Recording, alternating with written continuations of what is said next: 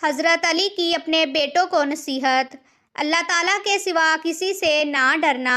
لوگوں کو برے کاموں سے روکنا،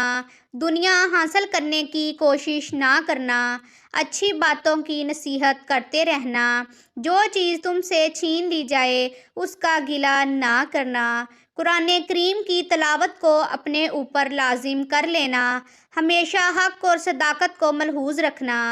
ہر کام میں استقامت اور استقلال رکھنا، یتیم بچوں، بیوہ عورتوں اور مظلوم مردوں پر رحم کرنا، خود اتفاق سے رہنا اور مسلمانوں کو اتفاق سے رکھنے کی کوشش کرنا،